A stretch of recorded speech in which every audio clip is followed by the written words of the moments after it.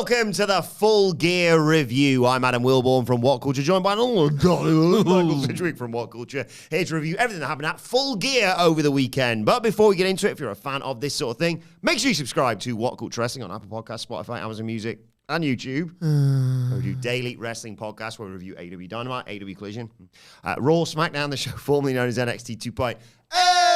Pay-per-views, premium live events. We have interviews, roundtable discussions, and a round of the week complete with a big quiz, of course, on WrestleCulture. As said, though, joined by Michael Sidgwick to review AEW Full Gear and a very eventful show. It was very eventful, but if you take away the eventful element of it, you could genuinely review this show in less than 5 seconds.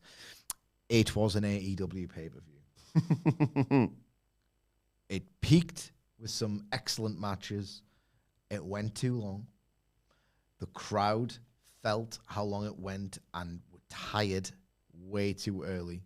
The crowd as well, I don't think were particularly great throughout, which leads me into my next point.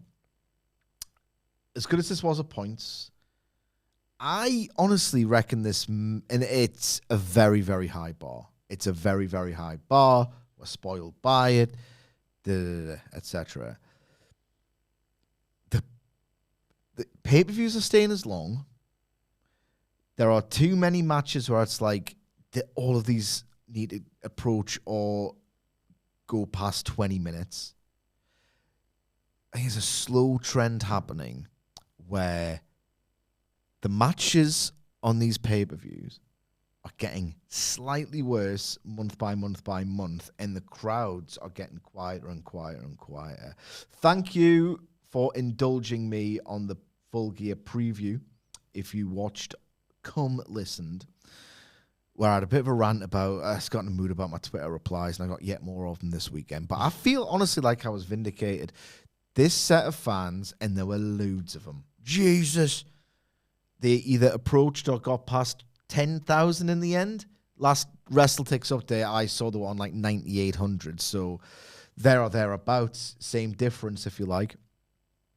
I don't think they went into any of these matches, like literally not one. They made noise for, some of them by the end and a decent volume at that.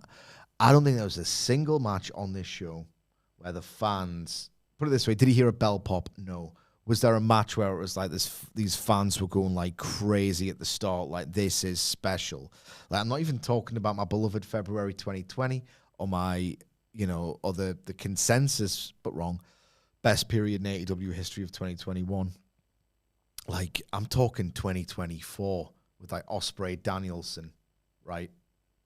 Where the fans were like, we're not worthy. I didn't actually like that chant because I'm no fun. But you know what I mean? Or like that bell pop of, we're getting Hangman Swerve. Like, I thought this is a 7 out of 10 AEW pay-per-view. The same, even if you don't consider them problems, I would describe this as same problems, plagued and ultimately undermined the show as good as it was at points. Even if you don't think they are problems personally, enough people do at this point, A, and B, like, this format cannot be that amazing if the atmosphere just isn't there for too many of these matches. Just lift up the covers, because I'm in the same bed as Michael Sidgwick today, because You're not the same boat, and you hate expressions going wrong. Whatever. Move over. I'm in the same boat and bed as Michael Sidgwick. We're on a cruise. Indeed. I was brave enough, some might say, to stick my head above the parapet as well on social media. And we're not going to make this all about social media. We will talk about the show in very quickly. To echo your thoughts, basically. I tweeted today saying, dear promoters, show should be about 7 matches long. 2 20-plus minute matches, a few 15 to 20-minute matches, and a couple of sub-15. Sub-10. Sub-10, we would have said. But 9 minutes is a longish time, You can tell a story if you're good enough. And, yeah, got the usual, nice back and forth. That's what I'm here for, guys. And then the disingenuous bad faith takes as well. I did like this one to your tweet, by the way, because Sidge tweeted over the weekend like you said, great pay-per-view at points. But So I've tweeted, actually, this is important. yeah, go on, you read that. To me. Full Gear was a pay-per-view that was great at points, but more than one match didn't generate the atmosphere it could have because the show was too long. See you next month. I wrote that and I'm thinking, I regret not having that as a tweet format from about a year ago because you could replace Full Gear with All in Texas. Wrestle Dream. All of them. They all are the same. Hence why in the intro I said it was an AEW pay-per-view. Like, there's very few insights left is what worries me. As an analyst. Yeah. Hence why, there's certain other wrestling media that don't cover this promotion anymore. Genuinely, there is. Like, there's just, I used to love talking about it. Now I'm kind of like, what can I say, really? Anyway, what's this reply? There's a reply from Hedgehog Action. And, like, this is absolutely fair enough. If you were there at the New Jersey Prudential Center, I think it was. Yeah, we struggled. Yeah. If you were there, I'm not saying that you weren't allowed or you didn't have a great time. Neither of us are saying that. I did like the possible explanation for all this, though. I was there live. It was a blast, says Hedgehog Action. Greater points, as you said.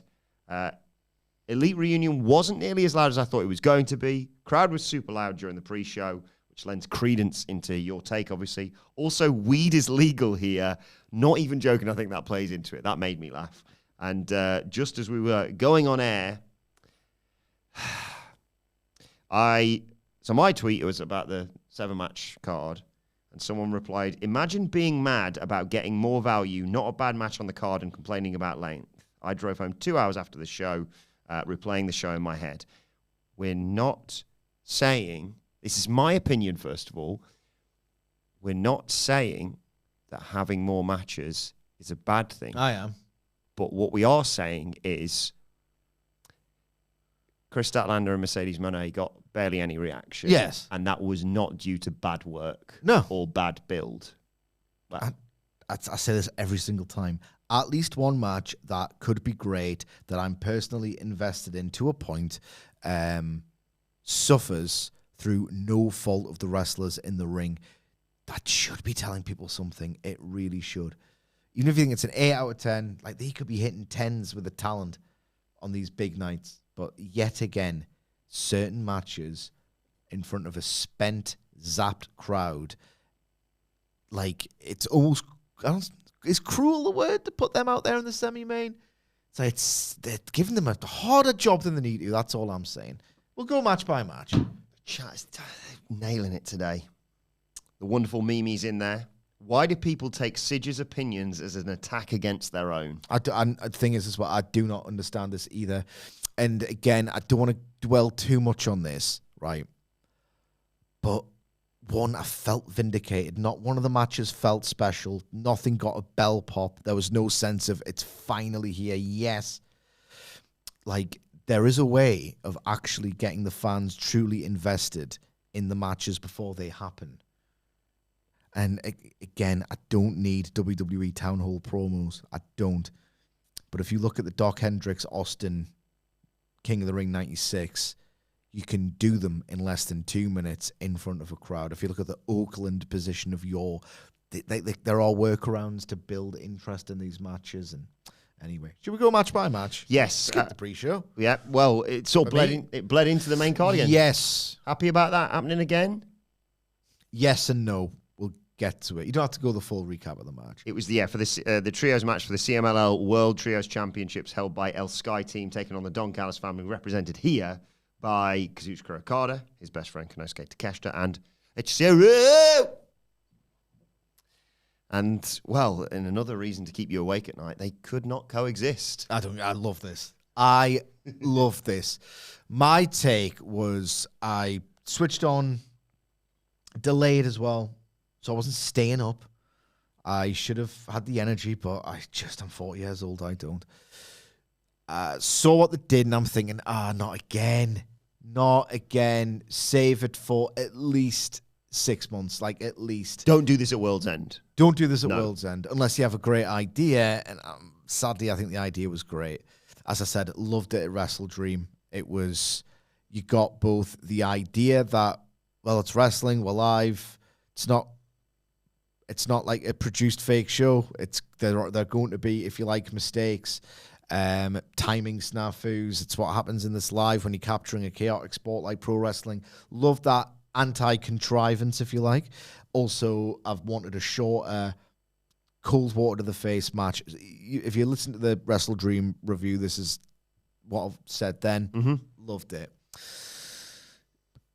But the problem now with doing this, that didn't feel like this contrived. Oh, well, the match has ended just in time for the main card. Again, opposite of that. You do it again the very next show, it becomes ironic, and it's like, you've just contrived to make this happen. Didn't need it, right? However, so if you haven't watched it, Okada drives in this incredible car. Mm-hmm. And the whole idea is, if you've got an idea on top of that idea and the idea is good, I love ideas. I get so few of them now. They had a fantastic idea. So the idea is, Okada's above this. He wants to be the star of the show. He has proven that he is the alpha of the Don Callis family, and he hates Takeshita. He's threatened by him, but this, he presents this as hatred. So the idea is, it's like, well, I'm booked. I don't want to fine. I'll turn up, but I'll turn up on my time. And the kids call it aura farming. He did this aura farming entrance where, like, he has this extravagant. It's middle of the match, by the way. It could have ended by the time he gets to the ring. But, I'm a card. I want my pay-per-view special star entrance. And I love, like... And to not make it weird with the babyface advantage, has Mystico been taken out at this point? Yes, I think so. So Okada's like, well, time for the real star to come and win this match. The difference maker, the alpha, the best tournament champion in history and all this. He comes in, and the pyro's going off. And I was, look, this prick. I love him so much. So I think the idea of... They could have just put this on the main card and subbed off one of the matches. Would have been weird to open with the CMLL match. I agree. It would be like, what? But yeah, I understand where you're coming from. I reckon if they started the main card with this, but like Okada's not turned up. Maybe the pre-show hook could have been, guys, Okada's not here. What? By the pay-per-view, what's going on here or whatever. But if they just started with this and it wasn't mid-match to start the show, it's like it's a shorter match with like exciting lucha and star power and the Takeshita. I think this could have functioned as an actual pay-per-view proper opener, but whatever. They did this idea. All I'm saying is it could have worked if they just start the show like this. Where's Okada? Oh, he's been an aura farming dickhead. But in this match, they do the bit of the Rainmaker again, so Takeshita takes it. This is probably too far, but it's just everything Okada touches in my head just turns to gold right now. So they do the miscommunication, friendly fire. Taking out the Rainmaker again. And Okada just starts pounding on Takeshita when he's on the ground with a massive, massive shit-eating grin on his face. There's no plausible deniability there whatsoever. Yes. It's a good job. It's all culminating at World's End. I've loved this story. I know it's just been my favorite story of the year. But the whole point is, I pressed the wrong button, or didn't mean to hit you with the Rainmaker, and God, I was racing through traffic to get to the show on time. I wasn't leaving you in the lurch. I wasn't leaving you to fend for yourself. They kind of half killed the idea of the pay-per-view opener bleeding into it and the plausible deniability of Okada. But both things were rescued by funny. Yeah, I was going to say, funny. I can understand, like, Johan Benson in the chat says, I really dislike this match because it made Tate look like a geek for not decking Yeah, no, Okada. I'm with you. I'm with you. But yeah, the bit where they get jumped, I think it was around the Rainmaker, and Okada sees his opportunity. He's like, well, Takeshita's down. He doesn't know who's hitting him. He can watch back. Punch, throws him out of the ring. He can watch back. Look, I'm with you completely. Fundamentally, strictly, I thought this was stupid. ... I was entertained by it nonetheless. I was very much entertained by Hechicero being like, come on, guys, and just failing miserably. He submitted, by the way, to give them the match. I should mention, by the way, obviously Don Callis there for the Don Callis family. Like the idea of Okada going, well, I'll get money if I win this title. Yeah. So I'll turn up when I want. No, that's not that bothered. Now, you could argue that it kind of destroys the credibility of the CMLL belts. I don't think they care that much from what I read. And it made Takeshita look like a geek. I get it all. I just was entertained by it. Just in case I forget to mention it later, by the way, Takeshita later on in the show, along with spoiler, Carl Fletcher announces they're both going to be in the C2, which starts this Wednesday. But I should also mention, very unprofessional of me, that El Sky team, it wasn't just Mystico, Mascara Dorada, and Neon. They had someone there at ringside. That, Don Callis family. Of course. Of course, El Sky team had. Yeah, it's Alex Abrahantes. Yeah, it's Alex Abrahantes. Yes, on the C2, and Brow thought genuinely so little between Wrestle Dream and Full Gear in terms of matches, rematches, storyline advancement, all the rest of it. That the two pay-per-views, strictly speaking, didn't need to exist. I got a promise for you, listeners, come viewers. Yeah, I think I'm going to be happier in the weeks to come because there's a lot of stuff we're moved past it. Culmination. The C2 looks ripping tits.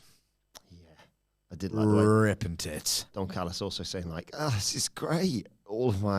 The more people we have in here, the more chance we got winning it. This is going to be fine, right, guys? The match properly starting the show was Pac versus Darby Allin, just a straight-up wrestling match considering how much Darby Allin's been through. There's a video of him in his hospital bed with his head all wrapped up, and he comes out. And there was a little bit of theatre before the matches last on the pay-per-view. And yeah, this wasn't just tape for the sake of that'll make it look like he's selling injuries. When Pac in the match ripped it off, there was blistering, scarring, redness that Pac just dug his nails into because he's a bastard, basically. And in this straight-up wrestling match, he got out-wrestled by Darby Allin and resorted to a little rat wheeler Utah and a baseball shot to win. First of all, as much as, if you've put that much behind Darby Allin, for him to lose the opener, having won the main event of the prior pay-per-view, you could argue that's a bit what we're doing here. However, I think Darby's going to be fine. Also, they're telling the story of the Death Riders, two of whom won, slowly realizing this Jon Moxley needs to be taken out. So I feel like it's in service of the Death Riders more than Darby. But, they gave Darby an out in this US wrestling way that they're obsessed with. In terms of the actual action here, I thought this was the second best match on the show. The technical wrestling, the struggle, the urgency, how quick they were to cradle each other. It was genuinely, I feel like this is the match that probably could have gone 10 minutes. Mm-hmm. I don't think it dragged. I'm not 16. It wasn't too bad. I'm not saying it dragged. I am not saying it dragged. I'm just saying that because of the early furious exchanges on that mat where they seem to locate that 2.99999 so perfectly well. I'm breathless watching this. I thought it was incredibly well worked on a purely technical level. And then, Pac. It was really good storytelling. Pac going, right, okay, this prick is better than me on the mat. Oh, I don't like that. I'm getting progressively more pissed off. And he's a heel. He's going, in my head, his internal monologue is going, son of a bitch, you're actually better than me at that. Right, I'll just gorilla press here onto the mats below. I'll be nasty. I'll out-muscle you. That spot looked disgusting. I loved it. I love rope work. The idea of running the ropes I find painful. So, maximize that as a weapon. Some disgusting rope work. The finish was a TV finish to what ultimately would have been an absolutely fantastic Dynamite main event. And I think I'd argue that Dynamite needs a bit more match quality. Not too many matches, but better match quality. And the pay-per-views need fewer matches. So that's where we're starting to meet in the middle here for me. But in terms of the actual breathless, just frantic exchanges in this match, and the less edgelordy, I'm trying to do really cool, tough guy stuff, Darby bumps. It's always better doing this than fire, as much as I love that spot. Had a really good time with this. And I get the finish. I understand why people might be annoyed, but I don't think they're ever going to really give up or stop caring about Darby Allin. I think this is a wider story being told. It's like I got hit in the head with a baseball. Yeah. Hi to Stephen. Too many stupid weapons, but we'll get to that. Yes, trust indeed. me.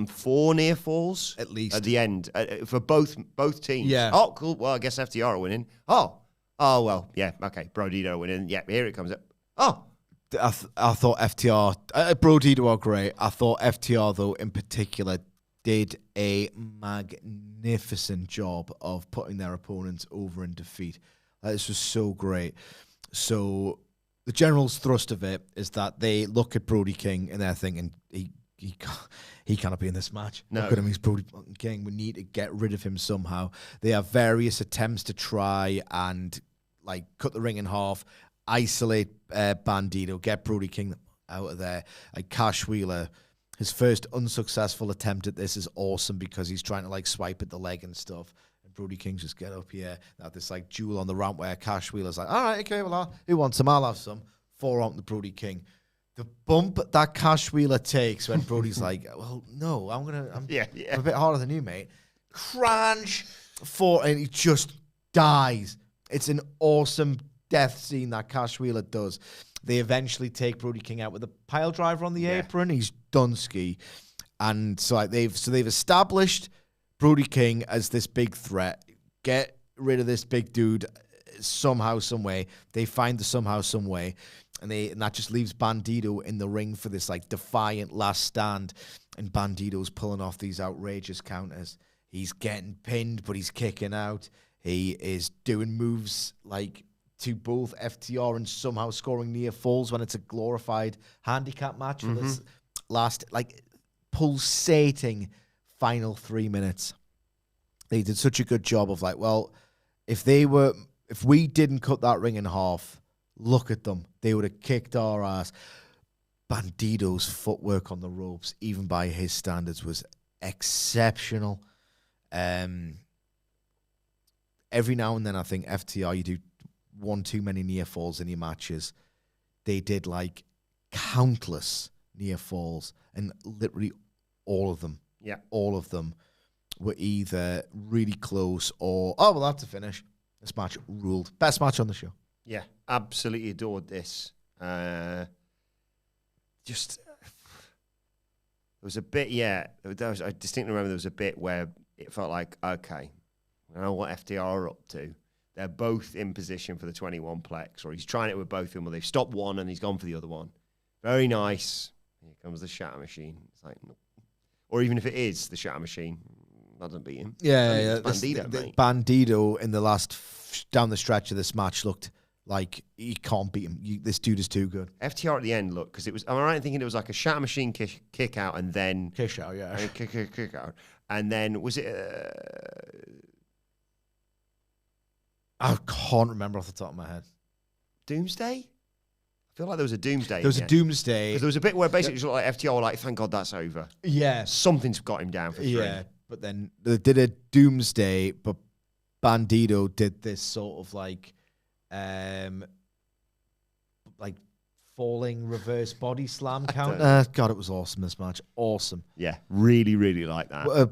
By the way, like, so well-deserved FTR.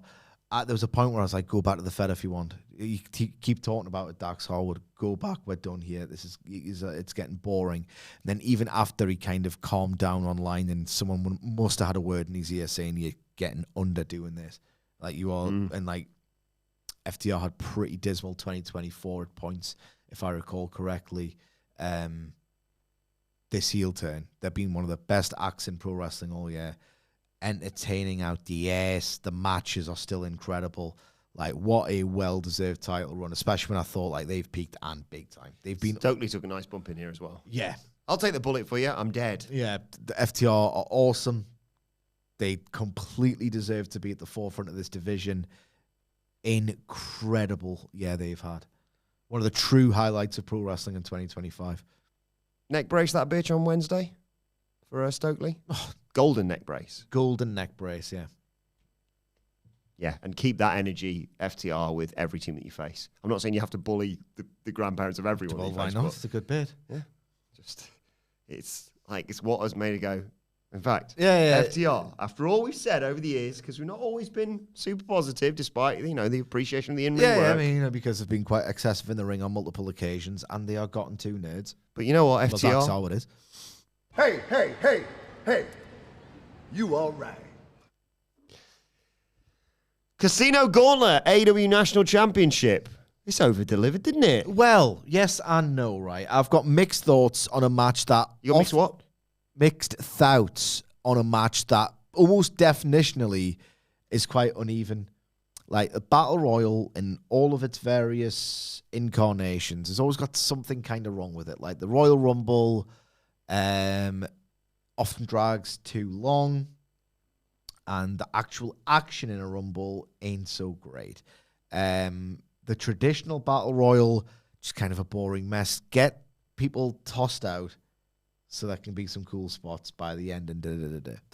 The problem with the Casino Gauntlet is that they do the Money in the Bank selling, by which I mean there are wrestlers who need to clear the way, for example, Mike Bailey and Kevin Knight to do an awesome bit of business in the ring, and then somebody else comes in and da-da-da-da, and on it goes. The kick where he's like, whoa. They do, like, Speedball and Kevin Knight do the spot where Kevin Knight ducks a Speedball kick. That was it. With a twat hair's distance between the impact. Yeah. And they're awesome in this. But because there's no big ladder spot to half justify the Money in the Bank style selling where there's wrestlers just doing nothing for minutes on end. Like, I kept thinking, even when loads of cool phases of action happened and some little stories were serviced, where are the Hurt Syndicate? Yes, Vander says as much in the chat. I was like, where the hell are the Hurt Syndicate? So I found that so distracting that I was really shocked that people liked this match as much as they did, because I thought it was at best the third best Casino Gauntlet I can remember seeing. I think maybe even the fourth, because I thought the two TV ones I did last year were superior to this. But when the action was great, this was exceedingly great. The jet speed stuff was great. Mark Davis's pile driver. And he's got a great ass. Yep, to Ricochet. Ricochet's bump where the tips of his toes hit the canvas at the same time as his head. He just looked like he'd been killed. Fantastic. Meggie O'Kenner in the chat. It's quite rightly, I misspoke. I said it, called it the Casino Gauntlet match. I should have called it the Ricochet 7 Levels of Hell match. Yeah, this was awesome. Ricochet getting murdered off Claudio was fantastic. The Daniel Garcia Daddy Magic stuff was good, and I think they should have themselves a match on Collision, really, after all the work that Daddy Magic has spent truly trying to come off as a good mentor to Garcia. I thought he got a little broad, but whatever. Maybe they deserve a match after all. I had a lot of fun with this, but I was constantly distracted throughout. And here's the thing as well. Why did I watch those two matches on Dynamite? Bobby Lashley versus Ricochet and Shelton versus Speedball. Because if you've missed this and for whatever reason you're catching up with this review and not watching it first or whatever, Lashley and Benjamin win the respective qualifiers to become, again, respectively 1 and 2 in this match. The idea is, well, people are thinking, they're going to axe and smash. The two of the biggest dudes on the roster are going to wail on each other for a couple of minutes, and it's going to be unique because they're a tag team. You don't often see it. Cool. Meathead Bliss. Bit of a throwback to a classic wrestling spot. They do a little bit of chain wrestling for what feels like 11 seconds, and then Ricochet comes out. So I understand Ricochet. The heat here is that until the Gates of Agony come in and take the Hurt Syndicate out for 24 minutes or whatever it felt like, this doesn't work when you've been established as this hard as well. It's the Hurt Syndicate. You can't really have them being laying out for this long. It was kind of farcical. So understand the heat. Ricochet ruins the big cool Hoss moment. So, boo Ricochet. But no, boo Tony Khan. He's the one who presses fucking entrance music. 11 seconds in? It felt very it's Tony Khan doing it. So why did you book those two matches as who's 1 and 2 if number 3 is going to be 8 seconds later? It felt like, as I was watching it, there's always something so weird about a Hurt Syndicate thing on pay-per-view. It's this weird trend. It felt like, because I was like, have I just like blinked and the Hurt Syndicate, despite, I don't know what they are, heels, baby faces, loved by the crowd, obviously. despite the fact that they are what they are, have they just danced around for 2 minutes and I've just not watched it? And then they've gone, and now we'll just wait for the people to be fed to us. So we'll pretend like we're about to fight while we're just waiting. But yeah, no, it was like, I've got you. Oh, okay, fair play, mate. Yeah. 3, 2, 1, what? Okay. Even though, again, it's a table, people go through tables and continue the matches all the time. They should have done a bigger, like, Christ, that's a Hurt Syndicate out of it for 5 minutes. Even if it's like some kind of announce table spot or something. Pile stuff on top of them is what they... One of those stupid daft tricks, because I'm thinking, have I fallen asleep and they've been like taken to the back or something? Because I know that MVP took a hell of a bump in his credit. I did like Ricochet. Another one. 5 big booms. You watching AJ? Yeah. That was good. So MVP gets, the arms around the shoulder, helped out. I'm thinking, if I missed the Hurt Syndicate, like go through an exploding barbed wire table or something to be out of the match this long. Odd. I will say, Bobby Lashley, Shelton Benjamin, Ricochet, entry number 4, the new leader of the Death Riders, apparently. Claudio looked about 7 foot tall when he walked in and just went. Ricochet was like, I get you. And he just went, bam! Crunch. I was like, oh, cool, you're the best. Daniel Garcia comes out then. Orange Cassidy. But then Ricochet's face. You're joking. Not another one? More Death Riders come out. You got involved as well. There was a really cool spot when the Death Riders are doing their... uppercuts and strikes to the corner. Yes. Ricochet joins in. He's like, yeah, Death Riders, and gets his ass kicked. That's good. Ricochet won the match, and he's the new national champion. Stole it, basically, didn't he? Stole it at the end. I had one more problem with this. Yes, that's it. I would have given the other Death Riders a night off.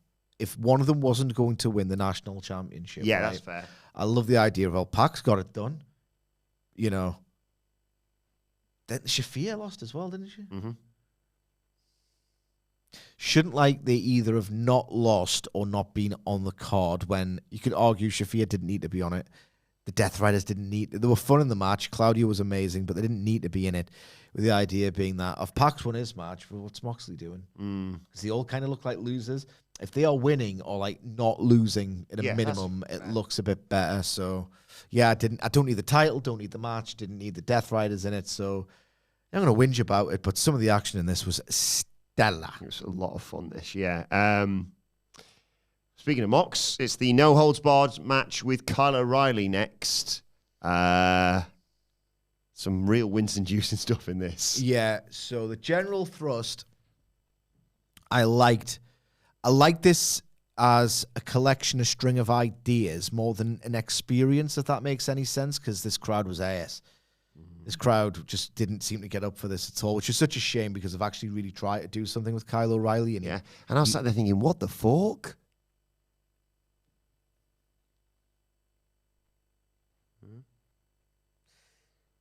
So they have this really cool, intense grapple fuck match.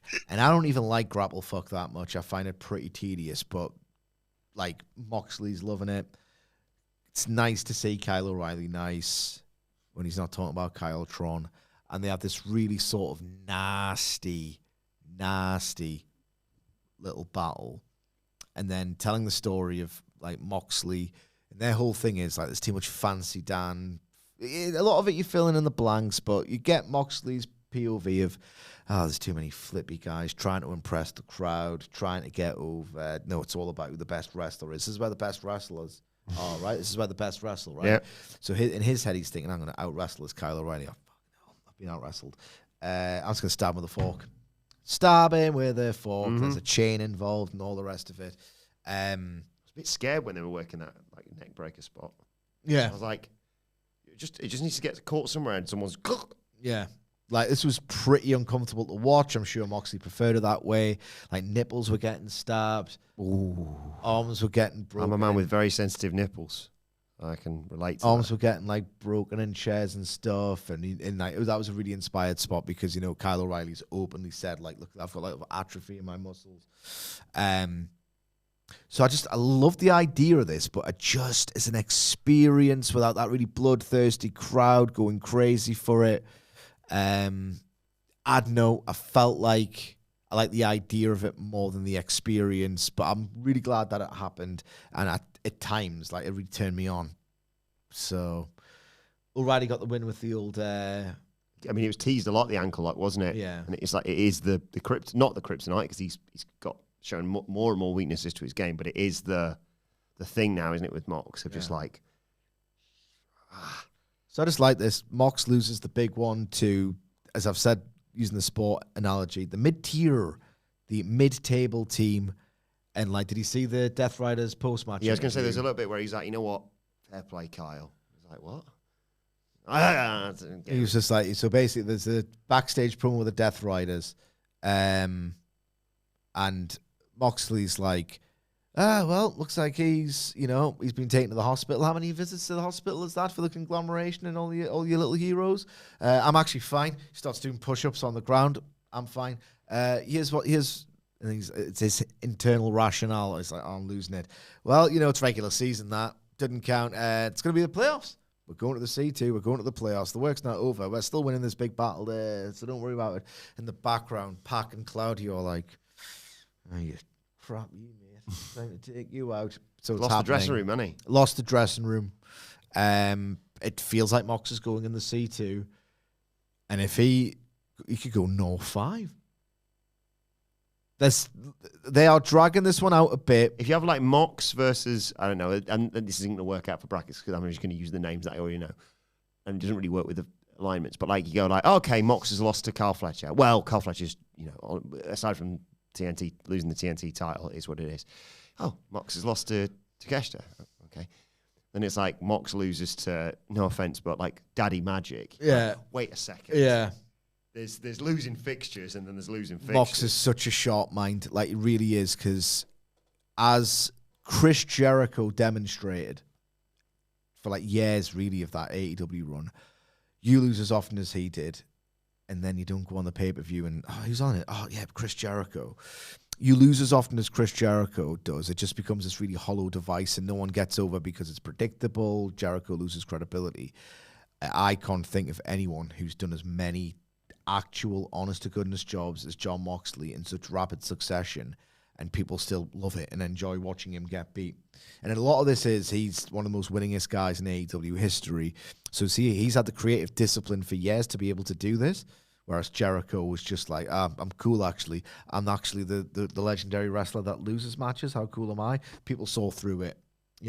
This Moxley thing is so clever. He could do more jobs in the C2 if, in fact, he enters it. It's just like, I'm not bored of this yet, because there's a storyline direction to follow. He has got jobbing over, and not just this sort of really transparent exercise and trying to be the cool main event guy, He's awesome. He's awesome at the minute. Him doing the push-ups just popped me daft as well. He can still be funny. Jack Burton in the chat says, is Claudio not in the C2? That actually relates to what I was going to ask you. Would you put another member of the Death Riders in the other bracket? Yep. Of course. For them to be like 2 or 3-0 up, and him be like, well, as long as I win my next 3 matches, then... Yeah, all the contrasts in the world for me. And Claudio's individual performance level this year has been really strong, actually. If you count it all up, he's had so many great nights this year as Claudio Castagnoli. Did Mox win that tournament in Japan when he entered it? I know that I did. First try. I want to go to Japan now, check. I want to finally beat Kyle O'Reilly. Check.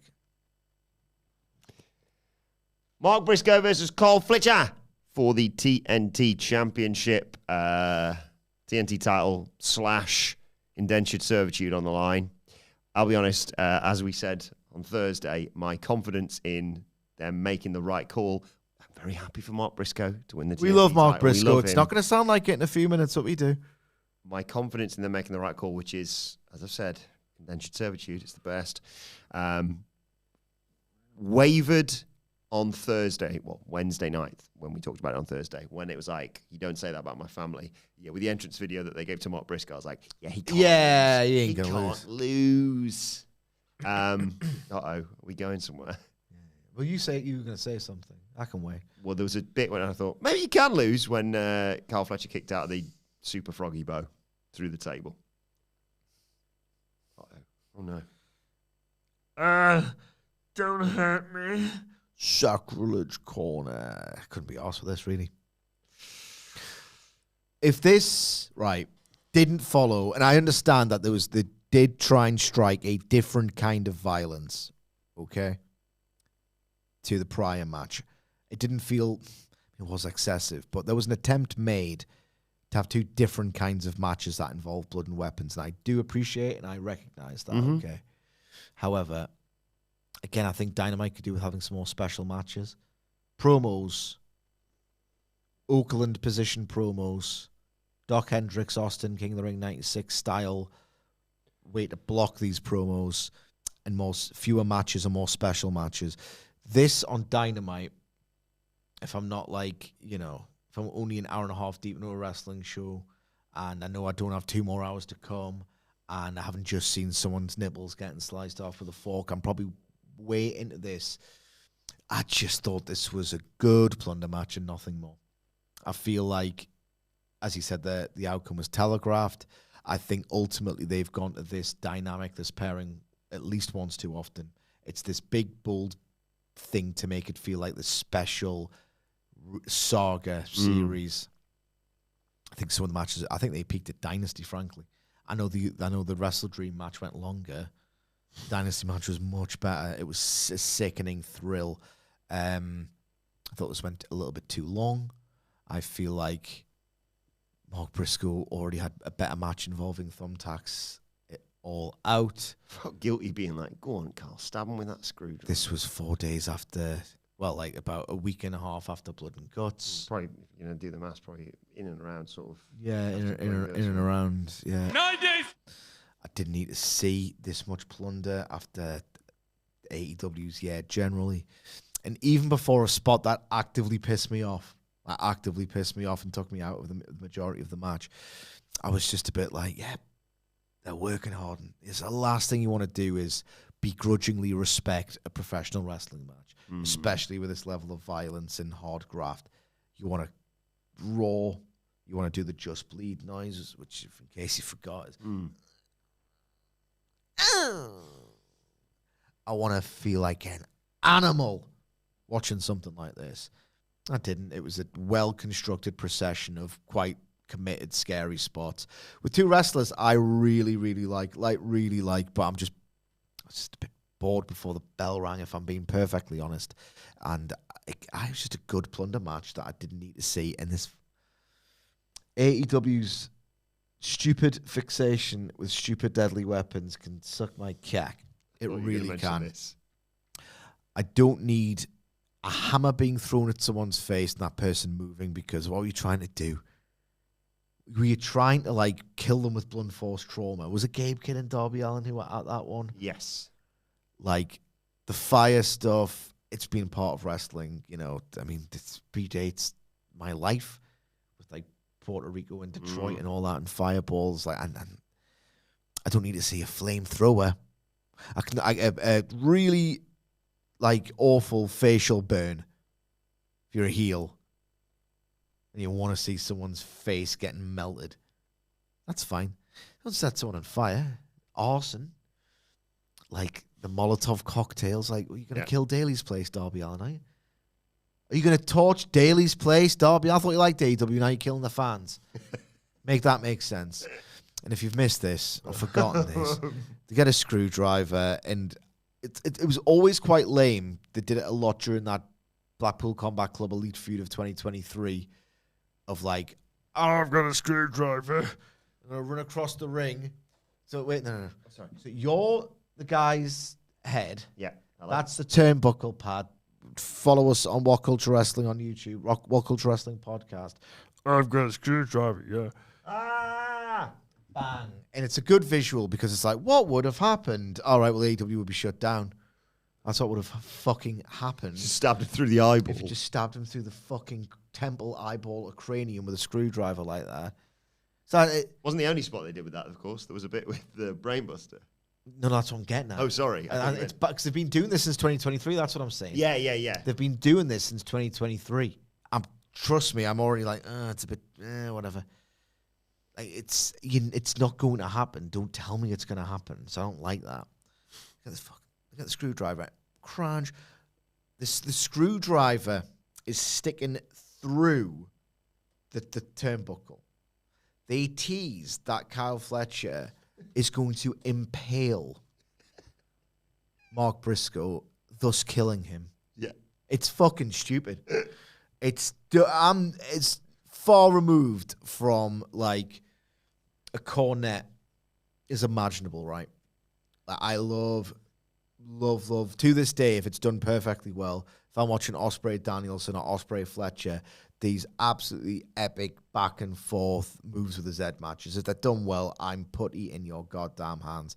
I love trios matches. I don't get that excited by the match graphics these days, quite frankly, but if they deliver on Dynamite, I'm going ape, right? I love it.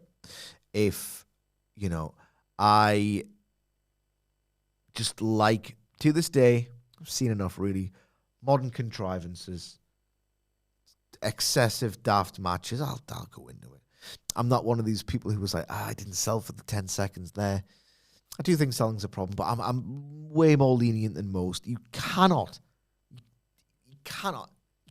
do spots in a wrestling match where if what you've just tried to do worked, you're going to jail for murder. This Deadly Weapons AEW stuff is desperate. It's fake. It's when I saw that, I'm like, this is fucking rubbish, rubbish. And I'm really taken out of the match. I guess there was a kind of tension of, like, what if there is a slip here and it goes awry? Yeah. But that's like a tension beyond the storytelling, if that makes sense. So I'm not invested in the story. There's not a chance in hell I'm thinking, oh, God, don't kill him, Kyle Fletcher. I like Mark Briscoe. I'm thinking, do not let go of him. Mm-hmm. Like, you have to have a buy-in of, well, this is predetermined. They are doing everything possible to protect one another up there under the veil, under the pretense. Sidgwick. I'm going to be very unprofessional and just check my phone 2 seconds. Whilst you do that, I'm going to say that. It's only. Let us explain why. Sorry. My daughter's not very well. Oh. I will say, I certainly got taken out of the match, or not necessarily taken out of it. Actually, that's the wrong thing to say. I didn't buy a finish to the match that could have been a finish. It was a Carl Fletcher brainbuster because of the wrestling fan brain in me. Yes, you've just hit a brainbuster in the center of the ring with all the stuff that's gone on before. There's a table right there with barbed wire on it. That's not been set up not to be used, so I know that's not the finish. Yeah. It's just this plunder stuff's out of control. I was just not really moved by this. Mr. Phoenix in the chat says, I'll gladly admit I was double screening both pay-per-views on Saturday. I'm curious as to what benefit of starting a pay-per-view mid-match and having both no DQ matches back-to-back is. Was that the case of them trying to sort of counteract, like, here's the brutal one and here's the, or is it just, was it about spacing it away from the Samoa Joe Rampage angle? I don't know. Read the question again. I'm curious as to what the benefit of starting a pay-per-view mid-match and having both no DQ matches back-to-back is. I don't think there's a benefit, and I said that in the podcast on both occasions, but if I'm getting into Tony Khan's head here, I think, like almost everything ever in pro wrestling, a successful idea will get trodden into the ground. Mm-hmm. It just will. They got a claim. Yeah, the usual, like, bad faith, like the Raj Giris of this world didn't like it. The Wrestle Dream thing. Because it just wasn't, their sensibilities don't like that kind of thing, right? It's different. It was different. Yeah, it was different to what WWE do, quite frankly. But a lot of people thought it was an incredible idea. It set the tone for what was a really well-received pay-per-view. And because it's wrestling and because it works, these things just get done to death. So that's what I think the rationale is. A cool idea. Let's do that again. And on it goes until the ideas ain't cool. It's been a wrestling problem since as long as I've been following the product. In terms of why did Moxley O'Reilly immediately lead into this? Fuck if I know. Yeah. I've got the idea. Is Tony Khan, and again, I'm just speculating, just spitballing, is the idea here that, right, okay, I want to differentiate myself from WWE still. It's probably more difficult than ever because, there's a lot more that they can do. Not that they do a great deal more, but under Levesque, it was so much easier to compete with WWE when Vince was there. Yes. Oh, we'll be the good promotion, thanks. I mean, I still think they are, but, like, they can't really have that under Levesque, so maybe knowing that WWE is still very true violence averse. I mean, you get your table spots, you get your barricade, you get your chairs, you get your kendo sticks, but, it's whatever. Maybe this violence, plunder thing is a case of, well, we can still be way more violent than that WWE. Maybe that's part of it. Because when we reviewed Blood and Guts, that was the theme of the night. They kept telling you over and over again, this is the most violent night in DBS history. And it wasn't just Blood and Guts. They did Falls Count Anywhere. And again, who could possibly care about this? I'm sorry, I don't. They did Blood and Guts, an angle with a violent backstage assault between the Callis family and Jurassic Express, straight into Falls Count Anywhere, and the sick bumps from Hobbs and the big exploding sound equipment at the end, and then another Blood and Guts of burning tables. Maybe they just want to be we'll be the violent company. So maybe maybe the message I'm meant to be getting is AEW is where the violence happens, guys, and I'm just numb to it. But I think it was a sequencing error. I agree. I didn't think they should put both matches on the card. And whilst I'm disappointed that we don't get indentured servitude, I have to say, very, very happy, obviously, for Mark Briscoe. Same. The pressure is on now, booking properly as a TNT champion. You joked about him ending up defending against Johnny TV on Collision in a few weeks. You have to make this feel like, if you're not going to put the world title on Mark Briscoe, this is his world title almost. But, congratulations to Mark Briscoe. Big round of applause for that title win, got to say. You're a dickhead. Young Bucks and Josh Alexander versus a team I know you were worried about being able to coexist, but they put that to bed very early on. That's Kenny Omega, Jungle Jack Perry, and Luchasaurus with $1 million on the line. Dickhead, you pop me with the so. You always pop me with the so, asshole. Yeah, God. I really thought of you during this, and I was scared to ask you about it before we walked into this room. What did you make of all this? I didn't like it very much. I didn't think you would. I didn't think it was very good. No. I don't know what the hell I was waiting for the bit to kick in for it to be like, this will be the bit that Sidge purrs about Yeah, tomorrow. I will say. What was the match length, minutes and seconds? 19 minutes, 10 seconds. I would say that 3 minutes and 10 seconds of this were like the standard I expect. It was weird. They were kind of on... I don't know what was going on with Kenny Omega. Is he frighteningly good at selling to the point where he sells so well that I get frightened? This is the last time I'm going to see him, or his body is literally falling apart at the joints, at the bones, and I don't know when I'm going to see him again, because the leg thing plays into the post-match angle. Yes. And he's selling it throughout, and that everything he does with Josh Alexander pretty much is premised on this. Yet they do that. He is so good at selling. He doesn't have to do a single high spot ever again in his life for me, Kenny Omega. Him selling for that Josh Alexander ankle lock for as long as he did. Like, I'm thinking, God, he's going to tap. Because he's got that. Kenny Omega's got that magic. I don't think he needs to do these trios matches or these big blockbuster epic back and forth dream matches that he feels the need to do, but he feels the need. So I like that sequence. But so he jams the knee, and it feels like it's like something's gone awry, and he's trying to shake it off, and he does "You Can't Escape," and then he had the knee on the landing. I just think he's incredible at it, and it was all story, but I don't know if he sacrificed the flow of the match or the feeling of, is he all right? God knows. I don't know if it worked as a choice, quite frankly, if that was what he's going for. And if it wasn't, and he did genuinely hurt his leg in there, and he's clever enough to fold it all in, and they've changed the plans of the post-match, or it was a happy coincidence or whatever, he's fooled me. It just wasn't that exciting, this. When Kenny was in there and when he wasn't, the crowd couldn't have cared less at various points. That was damning.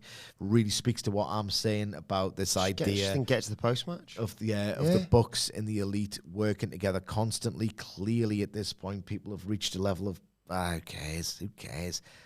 It's almost tragic that they're doing this and it's not 2018 anymore. And the longer they keep doing this, the further away 2018 seems. They got a deal offer from WWE, these three. A deal offer from WWE of, like, you're going to get main roster money. you're going to bypass NXT. And yes, they gave that to AJ Styles, but here's the thing. You have an opt-out clause after 3 months. No questions asked. If you do not like the creative that we give you, or if you just want to leave for whatever reason, no questions asked after 3 months. Not only is that unprecedented ever, really, for the Fed, but in this warehouse era where they want to keep everything away. Now, it was very, very, very clever as a move, right? Because the idea was, if we get them for 3 months and they leave after 3 months, bit of an embarrassment for us, whatever. Their entire romantic brand is the guys who never took the WWE money, and we're going to bring back major alternative competition. That takes such a bruising. If they take the WWE money, they can't turn around and go, yeah, we're the face of this new revolution. It's like, you've just took the Fed money. So that was the cynical, reported, rumored, whatever master plan. That's how big these dudes were. And now it's like they can't even really get that much of a big reaction for the Tier 4 reunion. What are you laughing at? Mimi says the Elite's inner turmoil will still be going on after GTA 6 is released. Yes, it will. It will. I mean, it's pathetic. It's almost sad at this point. Almost sad. I love these three. It's sad. It's bleak. And I tell you when what. They slapped their hands away, you thought, oh my God, maybe they're not going to reunite. I thought maybe they're going to drag this out for much longer. I'll say this as well. I have to say this every podcast. It's maybe Kenny can't do anything else other than these little trios cameos. And God bless him. If that's what he wants to do, he's probably earned the right. He's Kenny Omega. I would do something else. I don't know what it is. Create a speed title for Kenny Omega so he's in there 5 minutes maximum. I don't know. If that's all you can do, do something else. This isn't really working. He's been feuding with the Don Callis family for 2.5 years. And he's said throughout this feud with the Don Callis family, I don't really get motivated by revenge very much. Why feuding with him for 2.5 years then?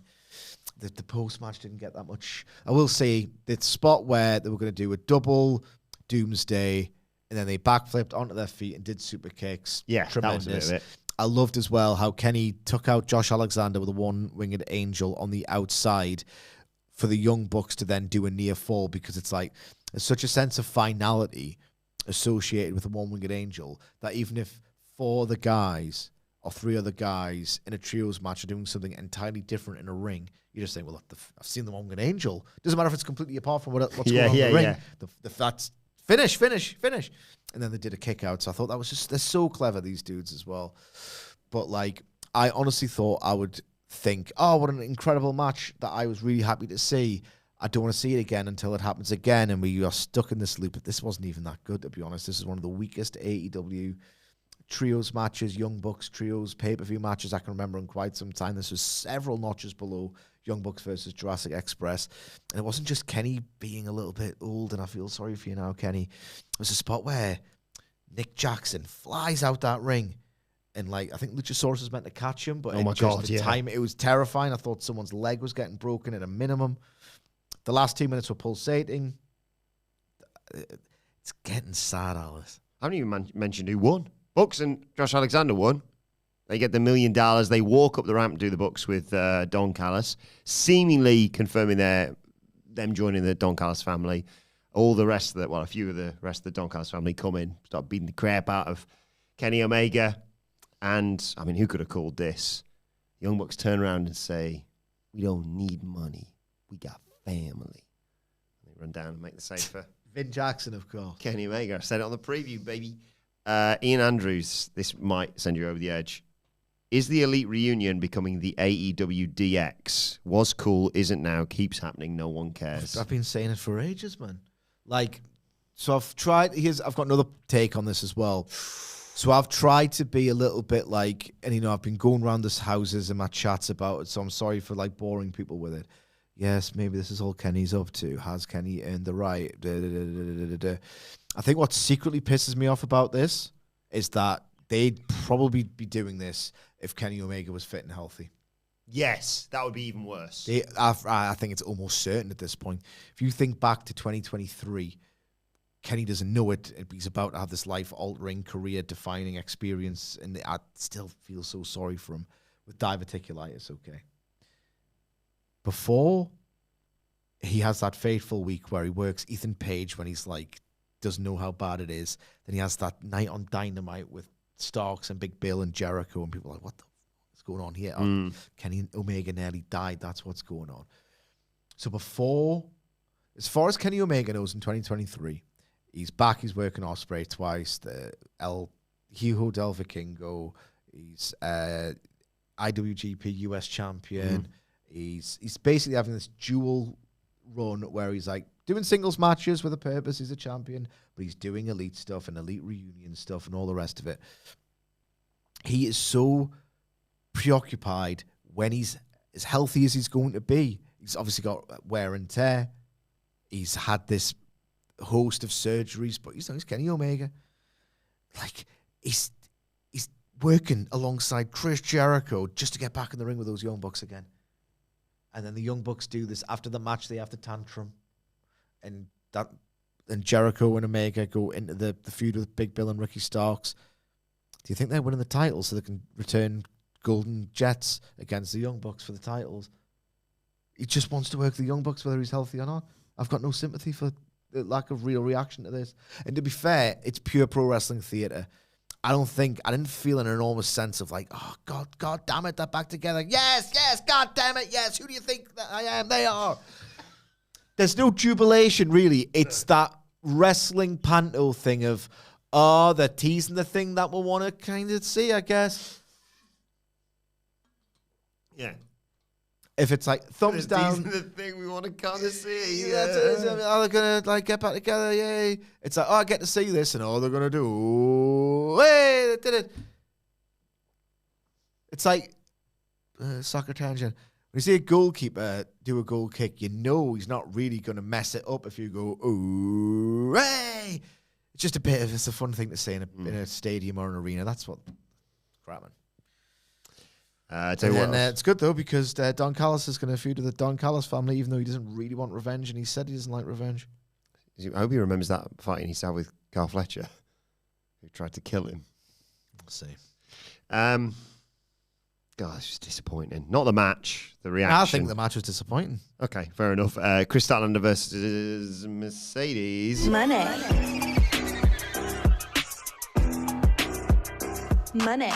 AEW Women's World Championship, not another belt for Mercedes. I told you. Despite how much I thought, well, Chris is selling that on for one reason and one reason only. Brilliant sell job. I hope it was just a sell job. Because I thought, here it comes. But no, Stat beat Mercedes. I did like the person who was like, oh my God, Stat is the first person to pin Mercedes. And everyone was just in the replies going, the best time to... You shouldn't have done this tweet, but the best time to delete it is right now. Yeah. Just sending pictures of Tony Storm celebrating. How do you forget that? I don't know. Especially when this was such a diminished return of the stakes. I thought this is quite... I thought it's quite laboured, a bit boring, not particularly dynamic. It's the second longest match on the card. I think Mercedes Money has done right, okay, I have to be really careful here. Because I'm about to draw a very unfavourable comparison, but it's just in the ballpark to get you near what I'm saying, rather than she wrestles like 1999 Macho Man Savage, because she doesn't. But like, she's got a physique in her these days. She's got a really powerful, thick, muscular physique, Mercedes Money, and in some ways she looks great. In others, she's kind of lost that ability to get ragdolled. Yeah, I can understand that. She's a lot more muscular, thicker. She's lost that ability to get ragdolled. And when you're in there with Chris Statlander, who's an awesome powerhouse wrestler, like that idea of, Jesus Christ, she's A, what an awesome spectacle, she's getting ragdoll. B, she's tough for staying in this fight. Or, she's cheating because she's, she can't beat the stronger woman. Like the general basics of storytelling and psychology and all the rest of it. That's kind of, that was such a big asset of Mercedes. So those wild bumps she used to take, like they are. Maybe this is her way of saying, I've been thrashed for a long time and I've been doing it for ages. I'm not wasting these crazy bumps anymore. So I'm going to do this instead. A lot of wrestlers do it. Like Ospreay. Like, I think he's a better wrestler and he's got a better handle of that main event style. But like all wrestlers to a degree do that whole, I'm not taking those bumps anymore. I'm bulking up and working a more deliberate style. I don't think Mercedes has got a handle really on how to do it. I thought this is quite, again, the word laboured at various points. It's always going to feel more laboured than it actually is when a zapped crowd couldn't care less, and that's kind of what happened here. There wasn't much drama. Again, there are so many things you can't do when this crowd doesn't care. There were some nice ideas here, and as I said before, I'm all about ideas. Like doing the 14, not the trifecta of suplexes, but the 14, because as soon as that gets to 14, you're thinking, oh, are they foreshadowing or doing a red herring here? And you're instantly like, oh, well, it just reminds you of the stakes. Yeah. And I thought that was a really clever bit, even if, it's a really cool idea for a spot. The heel's going to get more over, but it's 2025. Yeah. Do we really care? Is Statlander on Dynamite going to get a bad reaction because, we like Mercedes more than you? It's let's grow up. It's 2025. But, there are people who think maybe it wasn't the best idea. Bailey callbacks. Like, wrestling's getting so self-referential now. We've seen Cope and Cena do it. We've seen so many callbacks and finisher thefts and da-da-da-da-da-da-da-da. Like, I'd like wrestling to tell its own stories for once. I do like how this can be a shared thing. Like, my favorite match of all time has Kenny Omega drawing on AJ Styles and Kota Ibushi. But again, maybe that was too influential for its own good. Because I see something like this in so many matches these days that no longer feels cool. Again, going bastard. Freudian slip, going back to Mr. Phoenix's question, that bastard. I've seen some of the tweets I've seen over the years. I don't like answering his questions. If you're stupid enough to pay us money, then, go for it. But going back to that question, that's yet another thing that wrestling gets obsessed with now. This Edge, Cope, Cena stuff. When was that? All Out or whenever it was. Yeah, the Toronto match against FTR. I see a version of this in almost every big match. Just seen there what she was we saw it again. Mox does it with Seth, and then you get a crap song being chanted at me in a grapple blood fork death match. And I thought, it was good, solid, but this did not feel. If you look at the stakes now, enormous. Tony Storm versus Mercedes money. Felt it all in Texas. And here's the refrain. Wrestling's done it again. It will do it again, to the point of meaninglessness or malaise, fatigue, exhaustion, pointlessness, because it worked. It ain't work no more. Getting dunked on again online for my take on this. And people saying, imagine paying $50 to buy a pay-per-view and complaining it's too long. This match is the reason I was complaining about the amount of matches they put on it, because if this show was an hour shorter and they'd paced it better, you want your big, massive potential women's match to get, what's that word again? An atmosphere, people caring about it. Yeah. What's your fucking problem, people? I don't fucking get it. I don't fucking get this at all. Why watch a match? Why do you not get sad when they're working this hard to nothing? Yeah, it was just to nothing. Undermine the match. Your shorthand memory should be, or will be, of they had that one at Full Gear a year after they had that initial series that really put money on the map and didn't Statlander no harm whatsoever. They ran it back in a year and not many people cared, and it was actually a bit grim. It was an extra match, and I got another match. What is your problem? I do not get that mentality at all. You got another match. Yeah. No one cared. It was sad, really, if anything. I'm getting increasingly disconnected. You have to wonder, and you have to hope that this is some kind of gotten-to freakazoid minority. I think, yeah. Also, the wrestling frog has just told me online, stay on your side of the guardrail, dude. But is he main eventing Dynamite this week? What? I don't know. Was he talking about the fact that you're a Fed mark? I don't know. No idea. Well, I look forward to the in-ring debut of who? The Wrestling Frog. Wrestling Frog on Dynamite. Can't wait. If you're on that side of the guardrail, I expect to see you in the ring. Weren't FTR frogs on something?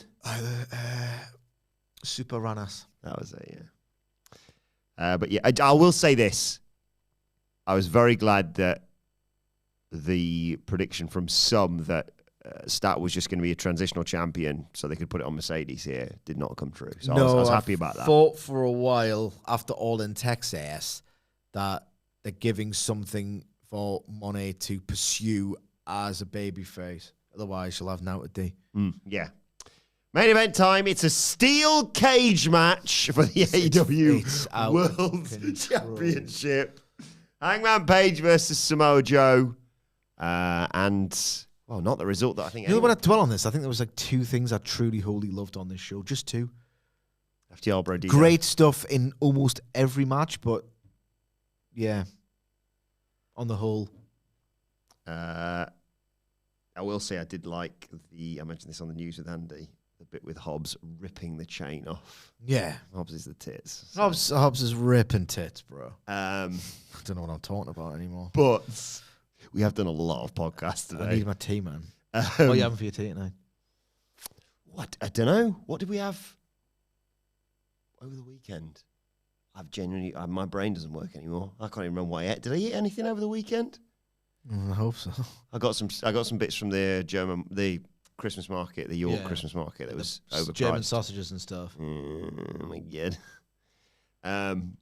But yes, Samoa Joe. I'll just skip. Using leftover chicken, veg from the roast, and I don't know how these didn't get eaten. I thought I'd had more than enough, but you can like crumble the roast tatties in for the thickness in addition to the flour. Chicken stew. Oh, my missus's dumplings. It's the best tea of the winter. I'm getting it to need. A great visual to close out this title match. Samoa Joe covered in blood, holding up his newly won AEW World title. He won after, well, as I said, the cage was opened up by Powerhouse Hobbs. Hook, Eddie Kingston, they get involved because of Shibata and the like. But Hook nails Hangman Page with a title shot. Samoa Joe drops Page. 1, 2, 3. He is your new AEW World Champion. And alongside all this, I'll mention afterwards, as the Ops and the Ops Dojo people are standing tall, who should return but Swerve Strickland, who sided with Hangman Page. I did like the amazing visual of a house on fire on the Tron. Yeah, it's a bit too produced TV for me, that. You know what I mean? Yeah. It's just like, Would you have come back anyway, Swerve? Yeah. I don't know, man. It was all very... It's one of those things where the more you pick at it, it's like, well, how did he have that produced? Did he expect this to happen, or what's going on here? Oh, that's interesting, I guess. Very divisive, wasn't it, the title switch? A quick note on the match. It was the first one in a cage. Made use of the cage, which I liked. Wasn't a plunder match that happened to be in a cage, which so many of them are now. If Joe doesn't, for what looks like striking an artery, what an unbelievable visual, I probably would have been a bit more bored. As it happens, I still don't think this was like a match of the year contender or anything. It was what it needed to be, I think. For a Hangman Page cage match, I was gripped throughout, maybe a little bit bored once or twice, but that gusher was so good and Joe just looked like such a monster that, you know what, I think I liked it. As for the title switch, I'm conflicted because, thank God, AEW did something genuinely interesting and bold. But how bold is it to go back to Joe? I was a low voter on his first title run. There was one good promo in it. For me, that was honestly about it. One good promo, one good match. Hook stuff was really a good bit of business. I think it's an indictment of their ability to create actual new stars who must... The phrase, and Cody's took it, it was his phrase, and he's took it as his catchphrase, but it used to be this big thing in AEW, like, you are undeniable. You got the whole thing was you've been denied by WWE, or you wouldn't have got over there, but you're actually undeniable, and that's why we're pushing you. Yeah. Who is undeniable in AEW right now? No one. Like, Moxley's doing amazing work. Who's never had the title, like you're thinking they should get it right now. I would have done something a bit more experimental than Joe. Frankly, I would have given it to Hobbs.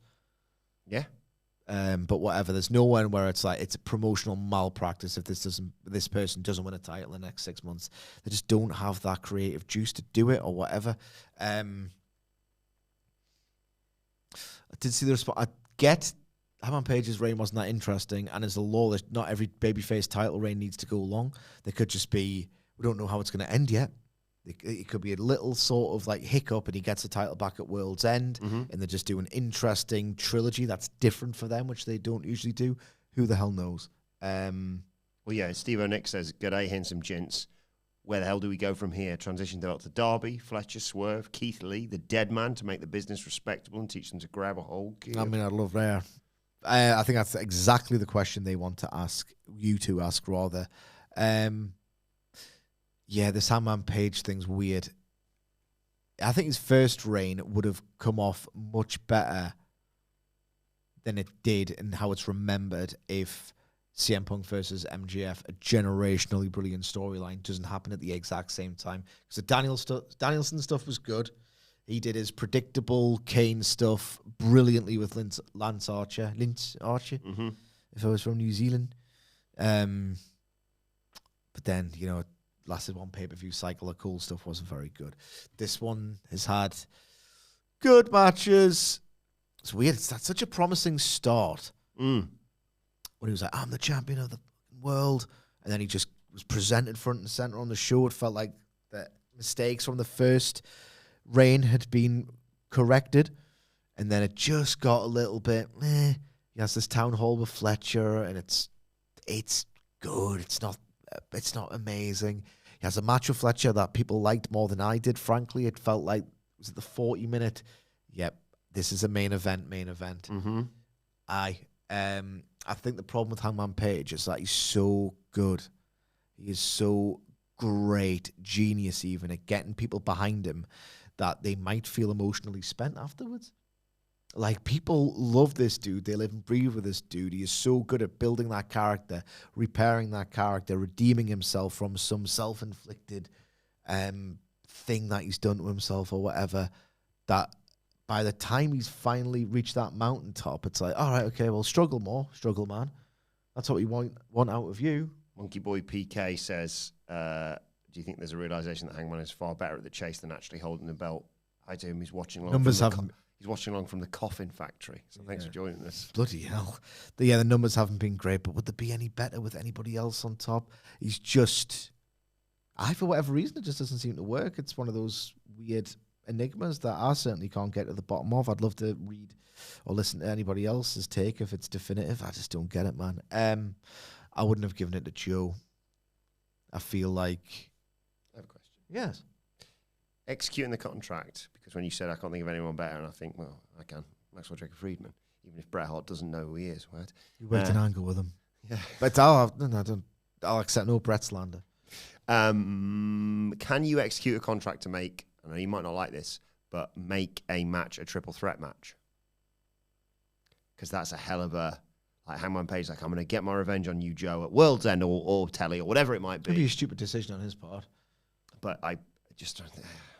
No. The executing contract's just weird because it's a weird thing to say. I'm going to execute... Because, like, even if Hangman Page and Samoa Joe go to war at World's End and they can't even walk afterwards, you're still like, right, I'll see you in... About 9 days or whatever it is. Yeah, in wrestling, people get Pillmanized and come back the next TV show. It's too Cody hard. was fine an hour later on Yeah, SmackDown. it's too hard to sell nowadays to do something like that. Look, I'll be watching Dynamite with interest, and maybe that's the acceptance that we're in. Like, well, people like, oh, Hangman Page this, Hangman Page that. One, Hangman Page, did he even want this title? I remember the reports being that him and Ospreay kind of like tossing that ball back and forth. You have it, you have it, you have it, you have it. So it's not as if this is some incredible long-term plan like it was the first time for Page to have the title. Two, long title reigns don't necessarily need to be the law. Who wrote that down? Is that punishable? No. Three, this idea of, are you 9 years old or what? How are you on Twitter if you're 9?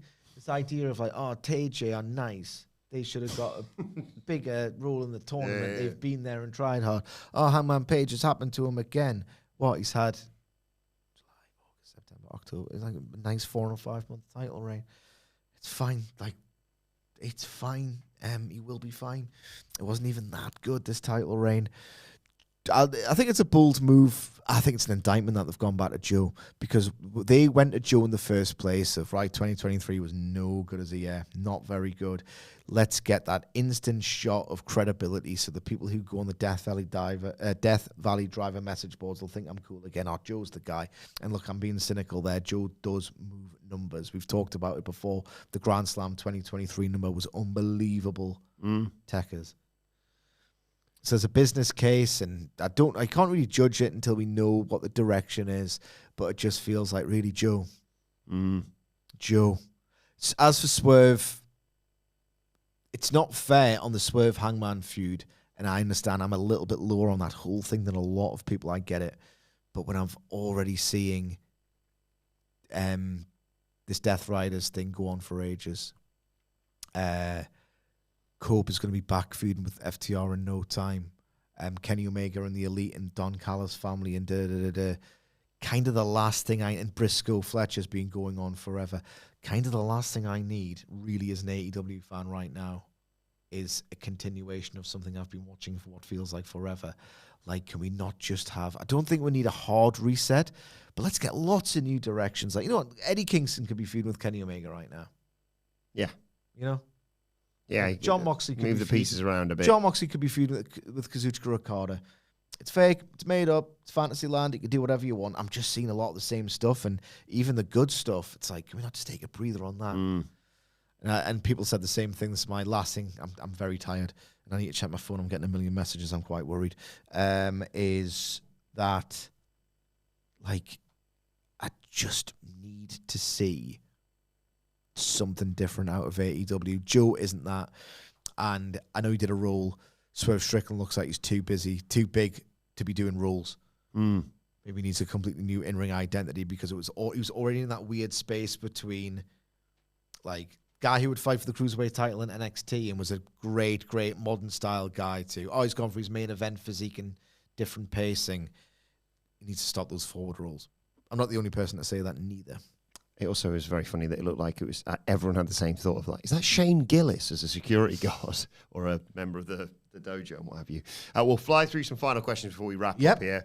Shout out to Matt Rains in the chat, who absolutely nails it, by the way. We said, who's undeniable? Will Ospreay, absolutely. When he's back, has to be given the world title. Yeah. But you know, neck surgery's knee. No. It's your neck. Yeah. Not your,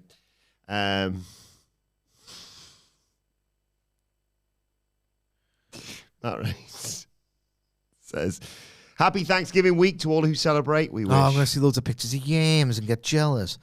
Thoroughly enjoyed the show. Obviously long, but I always get my money's worth. Have a great day, brothers. Football sucks. Not for Sid. He likes it. FPL team kicked ass, though. No, football's class this week. It'll be rubbish soon enough. That's how it works. I wish I wasn't afflicted by the football curse, man. Like, it's just the extra. I can't handle extremes. Happy birthday to BS Bethune in the chat. Happy birthday. Watching on their birthday on a crappy bus in Aberdeenshire. Thanks for the distraction, guys. You're more than welcome. Do you think Kenny Omega dialing it back in ring since All In is because he's working the C2? I've got no idea. I've loved that idea of the story of the guy who doesn't know whether he can work from 1 week to the next, 1 month to the next, has suddenly got the most intensive schedule in AEW. I love that. Whether he can actually do it, I really don't think so. I just think that he's having way more bad days than good days, sadly. But, you know, he loves working you. He loves convincing you. He's been... Basically, I've spent the last... 2021. 4 years of my Kenny Omega fandom wondering whether he'll ever be the same. Yeah. To the point now where it's like, well, congratulations, it's worked. Hype Man Joe also says the C2 feels like an almost all DCF semi-final. Okada, Takeshita, and Carl Fletcher. The fourth spot, though, is what intrigues me the most. Steve Nick suggesting a Switchblade Jay Watt return. Here's an idea, right? Of the whole idea is babyface and heel turns in wrestling, like, you have to work hard to a degree to start liking someone. The idea should be, maybe, well, Jon Moxley's going to be a babyface. Doesn't really deserve to be, but he's going to get betrayed by heels, so he's like ipso facto default babyface. Then he'll cut some cool babyface promos and do some cool stuff. But AEW's a bit more sophisticated than that. They like to build this stuff and make you want to see that happen and whatever. What if Moxley's like, he's starting to really fight hard and he starts to like adopt more babyface characteristics and he goes like really close but then fails at the end. So if he's like in the semi and he loses it, and it's like, oh, he's kind of back and he's worked really hard in there, but he's lost. And then the Death Riders betray him. It's like, oh, you've got that babyface dynamic. So I quite like Moxley as that fourth person. You says, hey lads, am I the only one excited for Pat going full Geordie with this promo when he and the Death Riders finally turn on Mox? Hey man, you be losing, man, you fucking stupid cunt. You think we're fucking kind of seeing out? You shit, man. You're Raji. Full Raj, absolutely. Full Raj, yeah. Love it. Can't wait. Mem Birdman says, hello, legends. Hello. Remember when we all freaked out that Matt Hardy-Sammy Guevara match kept going at All Out 2020 when Matt fell on his head? I've got sicko tendencies, but I agree with Sidge. It's too much now. Yeah. I mean, I think if they did that spot now, I'd be like, all right, it's part of the show. It is, I don't know why he's like blood and guts, cage match, no holds barred, no disqualification. There's going to be another one with this tag team semi-final. It's just, I'm bored. Bored, brother. And I'll leave the final question to Jay Parasi, who says, it's a bit of a side tangent question, but I've been wanting to ask you this, Sidge. What two wrestlers at their prime would have the greatest match ever with full control? Kenny, Shawn, Eddie, Kurt, Danielson, Ospreay, Brett, etc. Oh, I think Okada, Omega. I think that's the beauty of that Dominion 2018 match, is that we've seen it. We've seen the two best at their respective peaks have that match, which they had clear influence over. I think that out of those list of names, and I would say this right, as great as it was, Danielson, he was amazing immediately in AEW, but like he got so great deeper into that AEW run when he started to realize how much he could really do. And Kenny Omega was broken for Grand Slam. Like he had that, I don't know the extent of it, but that showing was so gutsy. If Kenny Omega in 2018 versus 2023, Danielson for me. Like the only bad thing about that Grand Slam match was like if it had happened. I'm just so grateful that it happened because the overlap it would just get further and further apart after that date in terms of where they were at physically. Like each missing time, one was there and the other wasn't and stuff. So I'm so grateful that we got it when it did. But it was an almost cruel glimpse into what a match between two of those wrestlers at their healthy would have looked like. I'm always going to say that. Yeah. Well, there you have it. Let us know your thoughts on Full Gear and everything we've discussed in the comments section below, or on X. Always a fun place to be. At WhatCulture WWE. Watch, they can follow all if three of us. If one more person says that I must want WWE style promos, I'm going to actually not go on it anymore. I'm fucking sick of you. You stupid twat. Don't be such a tribal, defensive.